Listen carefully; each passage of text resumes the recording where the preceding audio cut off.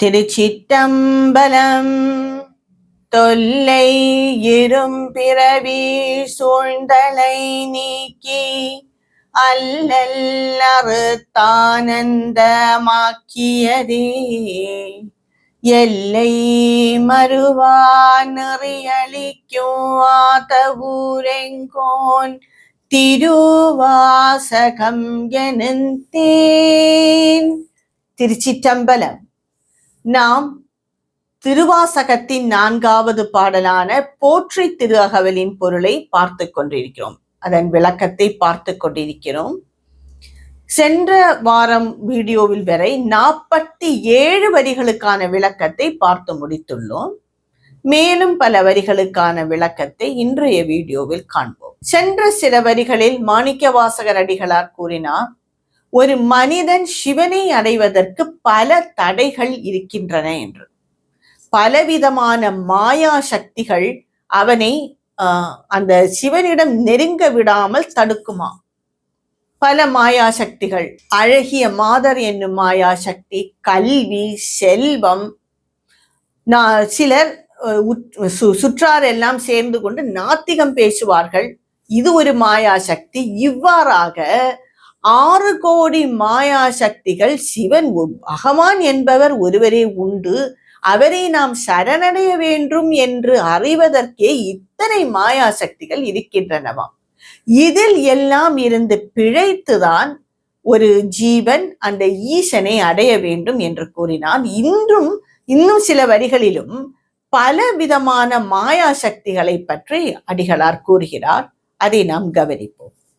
சுற்றமென்னும் தொல் பசு குழாங்கள் பற்றி அழைத்து பதறினர் பெருகவும் விரதமே பரமாகவே தியரும் சரதமாகவே சாத்திரம் காட்டினர். சென்ற வாரத்தில் அயல் வீட்டில் உள்ளவர்கள் எல்லாம் சேர்ந்து நாத்திகம் பேசி இந்த ஜீவனை தடுப்பார்கள் என்று சில வரிகளில் கூறினார். இந்த வரிகளில் என்ன கூறுகிறார் அடிகளார் என்றால், உற்றார் உறவினர்கள், அதாவது அந்த சுற்றத்தால் உள்ளவர்கள் எல்லாம் சில பேருக்குத்தான் நம்மேல் பாசம் இருக்கும். ஆனால் நம் குடும்பத்தில் உள்ளவர்கள், நம் உறவினர்கள் பெரும்பாலும் எல்லோருக்குமே நம்மேல் அதிக பாசம் இருக்கும். இந்த பாசத்தாலே அவர்கள் நாம் படும் பாடை பார்த்து வேண்டாம், இதெல்லாம் வேண்டாம். இல்லறத்தில் உள்ளவர்களுக்கு என்ன சொல்லி இருக்கிறது சாஸ்திரம்? விரதம் எடுக்கலாம், அந்த தர்மமாக வாழ வேண்டும், நல்ல சீரான வாழ்க்கை வேண்டும், இவ்வளவுதான் சாஸ்திரம் சொல்லி இருக்கிறதே தவிர வேறு சிவனை அடைய வேண்டும், தபஸ் இருக்க வேண்டும் என்றெல்லாம் கூறவில்லையே என்று கூறுவார்கள். இதை கேட்கவில்லை என்றால் வேதம் படித்தவர்களை எல்லாம் அழைத்து, இதா பாரப்பா, இல்லறத்தில் உள்ளவர்களுக்கு விரதம் போதும், சும்மா ஏதோ வீட்டில் ஒரு பூஜை அறையில் உட்கார்ந்து சின்ன பாடல்களை எல்லாம் பாடி நம்ம சிவாய என்ற மந்திரத்தை எல்லாம் சொன்னால் போதும் அப்பா, பெரிய தபஸ் எல்லாம் வேண்டாம், இதெல்லாம் பெரிய பெரிய ஞானிகளுக்கான உள்ளவைதான் இந்த தபசு, இதெல்லாம் உன் கடமையை செய், தர்மமாக செய், இது போதும் என்று, அதுவும் ஒரு வித தடைதானே. இவ்வாறாக தடை செய்வார்களாம். இது மட்டுமா? சமயவாதிகள் தத்தம் மதங்களே அமைவதாக அரற்றி மலைந்தனர், மிண்டிய மாயாவாதமென்னும் சண்ட மாருதம் சுழித்தடித்தார்த்து. பல்வேறு சமயவாதிகள் தங்கள் மதம்தான் சிறந்தது, தங்கள் மதத்தில் தான் கடவுளை பற்றியும் இந்த பிரபஞ்சத்தை பற்றியும் தெளிவாக கூறியிருக்கிறார்கள். உங்கள் மதத்தில் இல்லை, அதனால் எங்கள் மதத்தையே பின்பற்றுங்கள், அது மிகவும் எளிமையானது, கடவுளை பற்றியும் பிரபஞ்சத்தை பற்றியும் எங்கள் மதத்தில் கூறாததா உங்கள் மதத்தில் கூறியிருக்கிறார்கள். இவ்வாறாக தடை செய்வார்களாம்.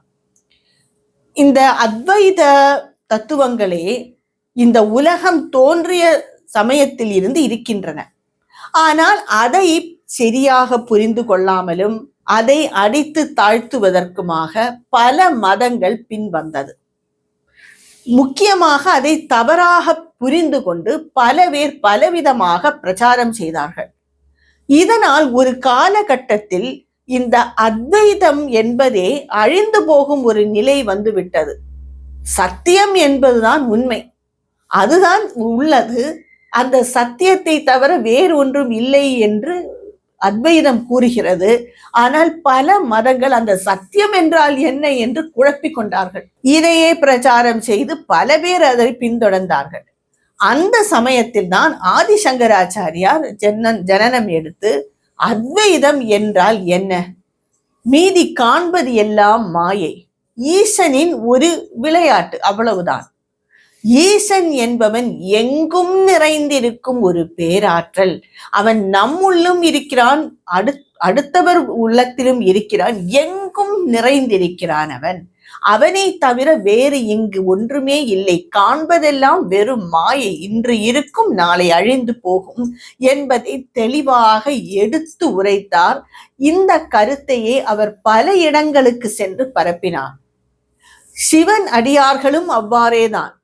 அவர் சிவன் ஒருவனே உண்டு, அவன்தான் எல்லாமாக இருக்கிறான் என்று பலவிதமான அவர்கள் பாடல்களிலும் பிரச்சாரம் செய்வதனால் ஓர் அளவுக்கு இருந்தும் அதை தப்பாக புரிந்து கொண்டு பல மதங்கள் குறுக்கே நிற்கின்றன, இன்று சண்டை சச்சரவாக இருக்கின்றன. எல்லாமே மேலே அந்த சிவன் ஒருவன் தான் உண்டு, அவன்தான் எல்லாமாக இருக்கின்றான், அவனுக்குத்தான் பல பேர்கள் கூறுகிறார்கள் என்று இவ்வாறான பாடல்கள் மூலம் அவர்கள் வேலையை செய்துவிட்டு போனார்கள். நாம் வேண்டும் என்றால் அதை பின்பற்றலாம். இதுபோல் சமயவாதிகள் தங்கள் மதத்தில் அமையாதது என்ன இருக்கிறது? எங்கள் மதத்தில் தான் இறைவனை பற்றியும் இந்த பிரபஞ்சத்தையும் பற்றி மிக தெளிவாக கூறியிருக்கிறார்கள் என்று பேசுவார்கள். அதையெல்லாம் நீ கருத்தில் கொள்ள வேண்டாம் என்று அடிகளார் கூறுகிறார். உலோகாயதனெனும் ஒன் திரள் பாம்பின் கலாபே தத்த கடுவிட மீதி அதிர் பெருமாயை எனை பல சூழவும் தப்பாமேதாம் பிடித்தது சலியான் தழலது கண்ட மெழுகது போல தொழுதுளம் உருகி அழுதுடல் கம்பித்து. இது வேறு ஒரு விதமான தடையாக இருக்கிறது. நாம் எல்லோரும் இந்த மறுபிறவி என்பதில் நம்பிக்கை உண்டு. சென்ற பிறவி ஒன்று உண்டு இருந்தது, சென்ற பிறவி என்று ஒன்று இருந்தது. அதில் செய்த பாவங்களும் கர்மங்களின் வினையை தான் இப்பொழுது நாம் அனுபவிக்கிறோம். இனி இதில் செய்ததைத்தான் மறுபிறவியில் அனுபவிப்போம் என்று நாம் எல்லோரும் திடமாக இருக்கின்றோம். இது எல்லாம் ஒன்றும் இல்லை. என்ன ஜீவன், என்ன ஆத்மா? இந்த உடல் தான் ஜீவன், இந்த உடல் தான் ஆத்மா. இது அழிந்தால் ஆத்மாவும் அழிந்துவிடும். அதனால் இருக்கும் வரை நீ சந்தோஷமாக அனுபவி. என்ன செய்தாவது சந்தோஷத்தை அனுபவித்து விடு. தர்மம் என்ன, அதெல்லாம் ஒன்றுமில்லை. இந்த உடல் இருக்கும் வரை தான் எல்லாம் இருக்கிறது. அதனால் நீ தாராளமாக என்ன வேண்டுமானாலும் செய்து சந்தோஷத்தை அனுபவித்து விடு என்று பல பேர் கூறுவார்களாம். அதாவது சார்வார்கள் என்று கூறுவார்கள் சாஸ்திரத்தில். அவர்களுக்கு இந்த இதுதான். இது மட்டுமல்ல, பல மதங்கள் இருக்கின்றன. அவர்கள் எல்லோரும் இதைத்தான் பின்பற்றுகிறார்கள். இந்த ஆத்மா, இந்த உடல், நாம் இருக்கும் வரை நாம் எல்லாம் சந்தோஷித்து விட்டு போவோம். என்ன தர்மம், என்ன கர்மா, அடுத்த பிறவி ஒன்று இருந்தால் தானே இதெல்லாம் பற்றி கவனிக்க வேண்டும் என்று கூறுவார்கள். அது எல்லாம் எப்படி இருக்கு? இவ்வாறான தடைகள் எல்லாம் எவ்வாறாக இருக்கிறது என்றால், இந்த படம் எடுத்து ஆடும் நஞ்சு பாம்பு போல் இருக்கிறதாம். அது தலையை தூக்கி கொஞ்ச நேரம் ஆடும். அதை நாம் கவனித்தால் அந்த நஞ்சு, அந்த விஷம் நம்மையும் பற்றி கொள்ளும்.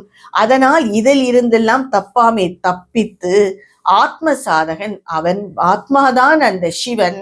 அந்த சிவனை நான் என்னுள்ளும் மற்றவரிடங்களில் எல்லாத்தின் உள்ளும் அறிய வேண்டும் என்ற குறிக்கோளுடன் சிவனை வணங்க வேண்டும் என்று கூறுகிறார். தழலது கண்ட மெழுகது போல தொழுதுளம் உருகி அழுதுடல் கம்பித்து. அதாவது நெருப்பில் பட்ட மெழுகு போல மனம் உருகி, அந்த பக்தியால் உருகி, அந்த ஒரு உருகும் சமயத்தில் பக்தனும் இல்லை, பக்தியும் இல்லை, அந்த பகவான் மட்டும்தான் இருக்கிறார். அதில் இந்த பக்தி, பகவான் எல்லாம் ஒன்று சேர்ந்து அந்த ஒன்றுதான் இருக்கும். நாம் இறைவனை வழிபடுகிறோம் என்று ஒரு எண்ணமே இருக்காது. அந்த பக்தியில் எல்லாம் இந்த மெழுகு போல உருகிவிடும். அந்த சமயத்தில் நாம் உடலில் நடுங்கும், சில பேருக்கு கண்ணீர் வரும், சில பேருக்கு அப்படி ஆனந்தமாக இருப்பார்கள். இந்த மனம் உருகி நீ இறைவனை பிரார்த்தனை செய். இது எல்லாம் சும்மா கொஞ்சம் பாம்பு தலையெடுத்து ஆடுவது போல் கொஞ்ச நேரம் ஆடிவிட்டு அடங்கிவிடும். இதை நீ பின்பற்றினால் அந்த நஞ்சு உன்னையும் பற்றி கொள்ளும். இதனால் இதனிடம் இருந்தெல்லாம் தப்பித்து நீ ஈசனை வணங்க வேண்டும் என்று ஆணித்தரமாக அடித்து கூறுகிறார் மாணிக்கவாசக அடிகளார். மேலும் பல வரிகளுக்கான விளக்கத்தை என்னுடைய அடுத்த வீடியோவில் காண்போம். திருச்சிற்றம்பலம்.